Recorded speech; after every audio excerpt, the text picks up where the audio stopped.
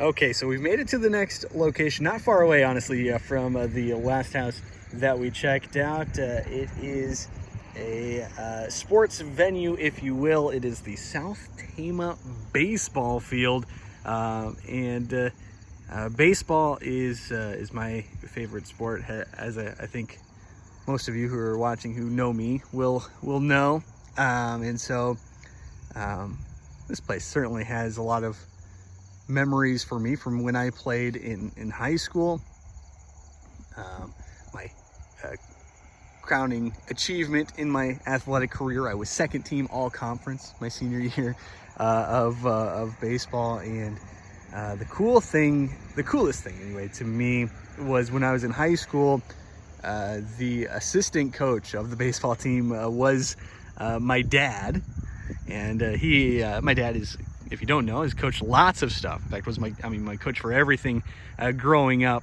And he's done a whole lot of coaching, and obviously baseball is one of them. Dad, let's just talk first about when I was in school and when I was playing baseball, and you were the assistant. Would you have any memories, any stories you want to share from that period? That's the other part about getting old. You kind of forget some things. Yeah. Probably, it was a real blessing to be able to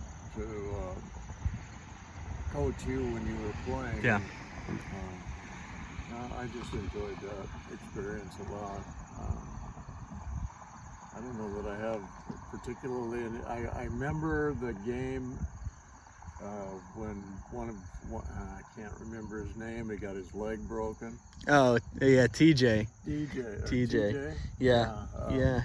I remember how pissed off he got at Yeah. the other team, and I know he Yeah. kind of leveled a couple of guys. So so that game, we were playing Don Bosco. At that time, we were in the Walmack, and Don Bosco was in the Walmack as well, which is sort of wild. But there's a kid for them who slid into home. So in that game, I guess let me back up a little bit. We had several players, like 4 or 5 players who had been suspended for that game because they had gotten caught at a party.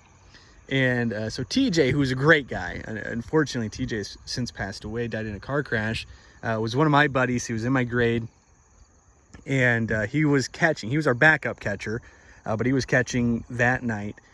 And there was a play at the plate, and the kid from third came in, and he came in with cleats up, and as my dad said, broke TJ's leg, and I did, and he's right. It made me real mad, and I was playing first base in that game. I mostly played second base, but I played a little bit of first base as well. And I was playing first base, and the pitcher so there's a kid on first base, and the pitcher threw the ball over to me, and I smacked that kid on his back as hard as I possibly could. And the umpire, had some words for me. The first base coach was not happy about it. The player wasn't happy about it either. And then when I came to the plate my next time, I knew I was going to get hit, obviously. Because that's kind of how baseball works. And of course, first pitch, I got hit square in the ribs, I think, and it's about the only time I got hit in my high school career. But I knew it was coming. And that game went to extra innings, and I think we might have lost it, which also added to my anger about that whole situation. But yeah, that is certainly a memory that I have of this field for sure. And obviously it's very foggy, by the way, so you can't even see the outfield fence here at South Tama. But I also, when I think back to when I was playing here, the Walmack in those days, and it's the case these days as well, was stacked, especially on the other side on the east side. The teams were so good, and I remember Dyersville Beckman was very, very good, and I don't remember what happened in the first portion of the game. The game got postponed because of rain or weather or something, so they had to come back on a Saturday to finish it up, and we were actually headed to Okoboji, I think, after that, so it must have been right around the 4th of July. And I remember it was a cloudy day, and we ended up beating Dyersville Beckman, who was a lot better than us, as I was mentioning. I remember feeling really proud of that particular win.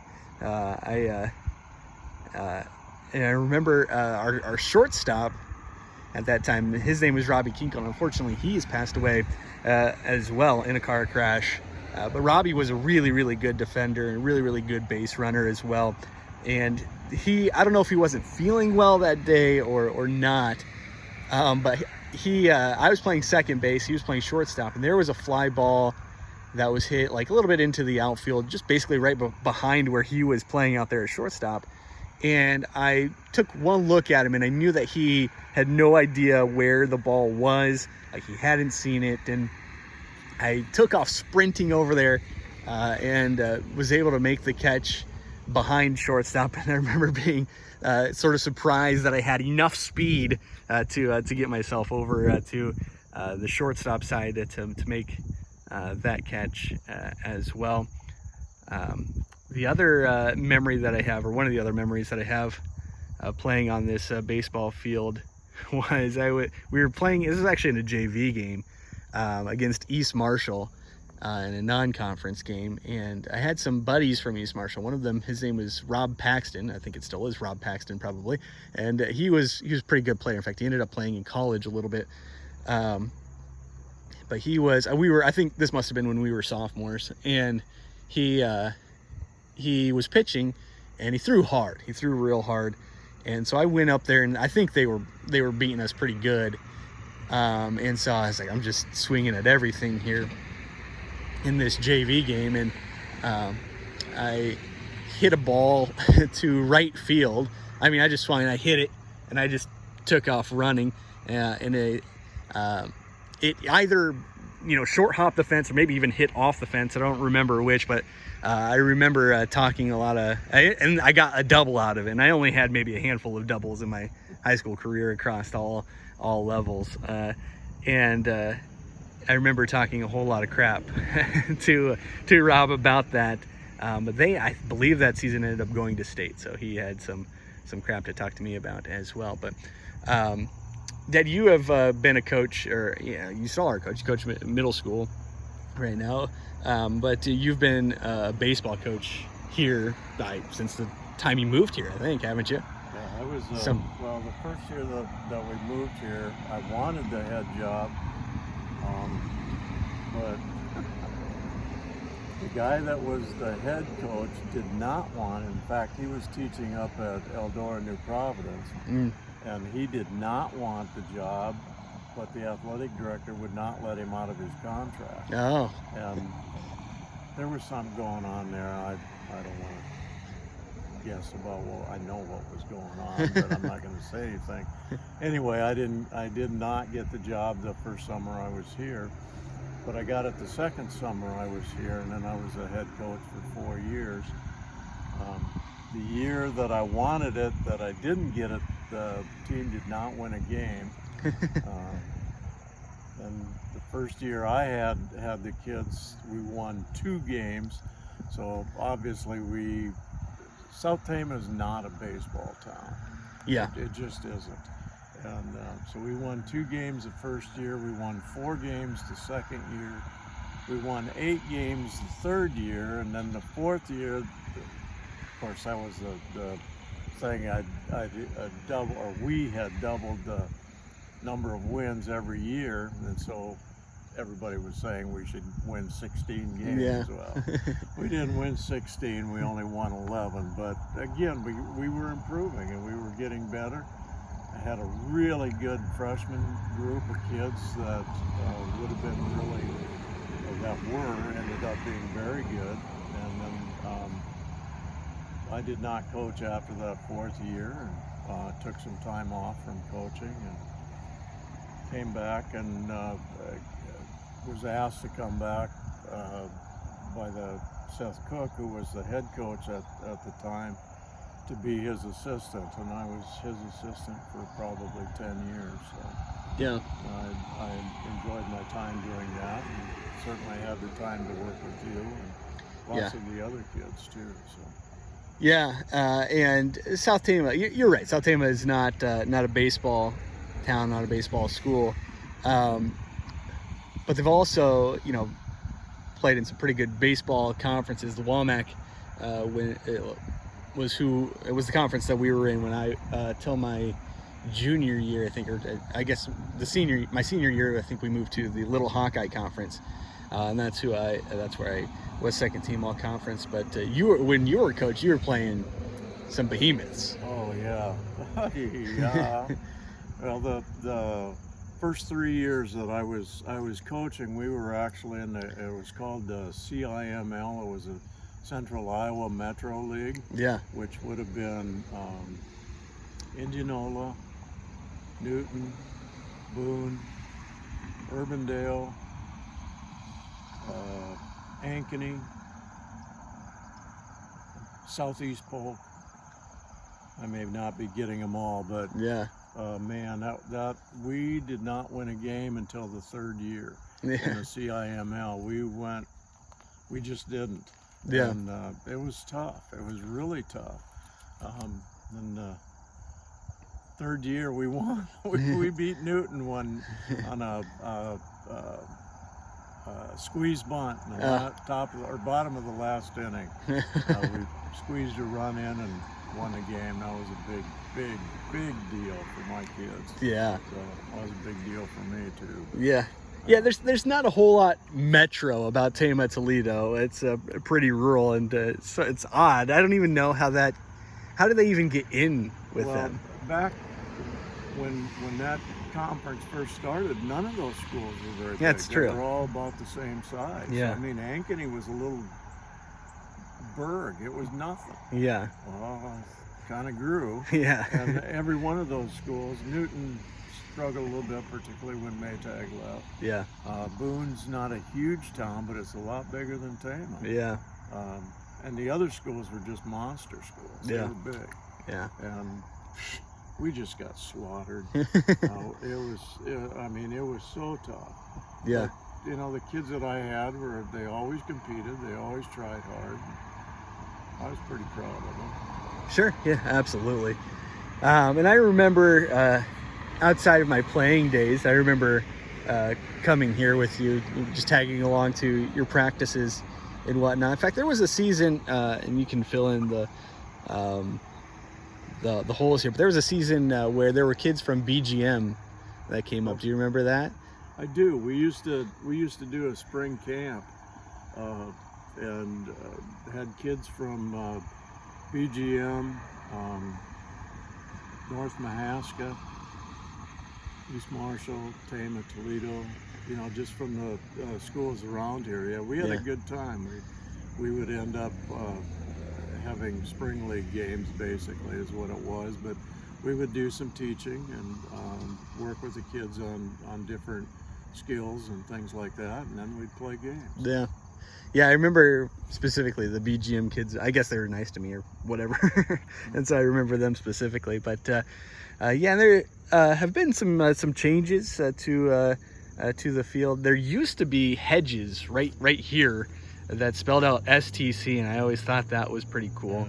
There were no hedges when I was here. Yeah. I mowed it in. It was like it is now, but I used to mow STC in, and I did it again behind the plate as well. So, yeah. After I was not the head coach anymore, then the next head coach put hedges in. Yeah. So you had hedges. Yeah, I had hedges. Yeah, I always thought it was cool. Obviously, they're not here anymore. Also, they've put up the railings on the bleachers. Those didn't used to be here either. But the dugouts are different, even from when I played. Dugouts are different. There's been bullpens put in on either side as well. And that little building over there used to be the concession stand Yeah, that was there were no buildings up here whatsoever Yeah. when I was head coach, and a couple of the fathers asked if it would be okay if they would do something like that, and I said sure. Yeah. But I had great parents. I can't tell you how much, how wonderful that was. But they built that little shed and sold hot dogs and popcorn out of it. Yeah. It was pretty cool. And then the big building was built later on. Yeah. It's been very, very nice. Yeah, this is the new concession stand here on this side, and then this window over here is where the scoreboard operator is, and I suppose if there are any radio people, that's where they would go. And in fact, when I was playing, there was a radio guy, and that's probably, I mean, I listened, Dad, this is your influence on me too. You used to listen to the radio all the time, and so that's probably what got me into radio a little bit. But we had a radio guy that was calling our games when I was playing too, and I'm sure that played a part in me wanting to do radio, which is what I do now. And I've seen him a couple of times, and his name escapes me now. But I always thought it was pretty cool that that we had a radio station that was following us and in broadcasting our games. Other changes from around, in case you're wondering, those batting cages over there. There used to be just one, and it was turned. You can kind of see the cement slabs sort of on the back side. There was actually a shed on that cement slab that had all the equipment. That's where the equipment was stored. And then there was a cage on the back side of that is where the cages used to be. And then when I was young, when we would come to baseball games, all the kids would play back there behind the original concession stand in that tree. We'd play baseball. There also was like some dirt piles back there that we would play in as well. Dirt pile and the sand pile. Yeah, that's right. And we used to play back there, and I remember having lots of fun doing that as well. And then you can't see it because of the fog, but there, just beyond the right field fence, there's a hill that goes down to the football field here at South Tama, and then beyond the football field is the softball diamond as well. And if you're not from South Tama, you don't know about South Tama, Tama and Toledo are conjoined towns, and the athletic fields are in Toledo. The school, which you can't see, but it's beyond those trees over there, beyond the left field fence. We will stop at least briefly down there as well. The school is actually in Tama, so we're right basically on the border of Tama and Toledo here as well. I always thought that was kind of a cool thing about growing up in this town. Yeah, I'm not sure you remember this, but and again, because of the fog, you can't see it, but the outfield fence has been moved in. Yeah. At one time, down the it's 300 right now, down the foul lines, it was 310 when I was a head coach, and center field is 360. 50? It's 360. 360? Yeah. It was 410. Jeez, 410. It was big. It was a huge field. Boy. But that served us well because it kept the ball in the park. Yeah. The guys weren't hitting home runs. The Metro That's League right. could hit. Yeah. Yeah. And the fences, I don't know if you could tell, the fences are taller. I don't know exactly how tall they are. They used to be smaller, didn't they, back in the It day? was a short fence, Like very this? similar to this. This one here, yeah. At one time, and Yeah.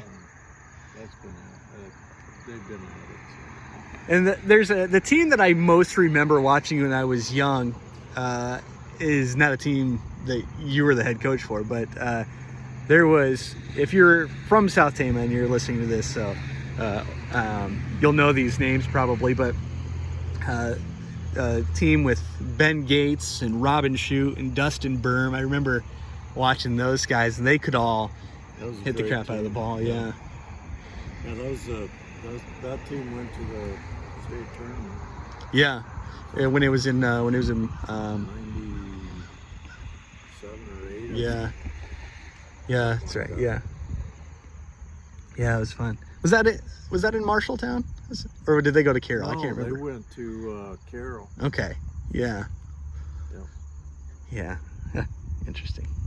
So, yeah, this is a baseball field where I played, where my dad coached. I did a little bit of coaching here too, just for one season.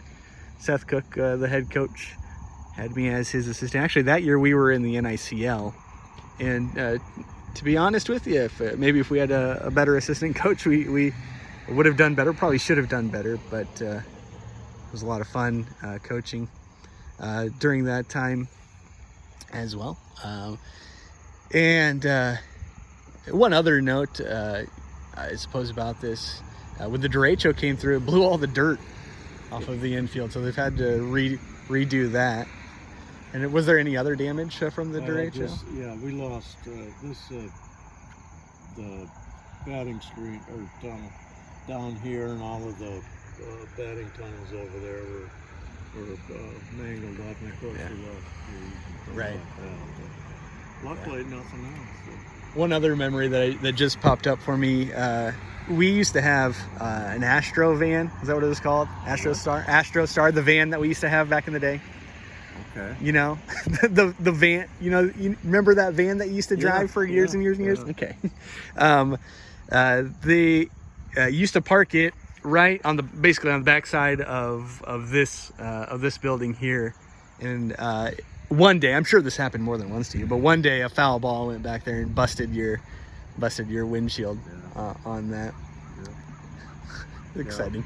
And this is just, when you say that, it reminds me of I used to get hit. Somebody would hit me with a throw every year during practice. I mean, I got hammered. Yeah. And TJ, as it was the guy. He was playing third base, and I was hitting infield ground balls, and I wasn't watching him throw, and he hit me right in the side of the head with a shot, and so I think blood all over the place. Yeah, the way that I remember it is that there were several of us at each base. I think TJ was at home, in fact, and we were throwing cross. So first base would throw to third base and then run to second base. That's the drill that I remember doing, and then you'd continue around. And you happen to be standing in the infield grass behind home plate. You were not in line with you're behind the mound, I should say. You were not in line with home plate and second base, but TJ's throw was off and drilled you right in the back of the head. And your cap was filled with blood. It was gross. That's not the way I remember it. But you're right, I got bloody, that's for sure. Yeah. I got hit in the ear. Because I had to have stitches behind my ear. Yeah. Yeah. Anyway, TJ nailed me. And so shortly after that, I got a T-shirt with a big target on it. Anyway, just silly things. Yeah. Silly thoughts. Yeah. All right, so that's kind of our thoughts on the baseball field. By the way, scoreboard, I don't know if you can see it. That's definitely new as well. That's not the one that was here when I was here. But anyway, our thoughts on the baseball field here at South Tama. As I mentioned, we're going to stop over by the gym as well. And we'll talk to you then.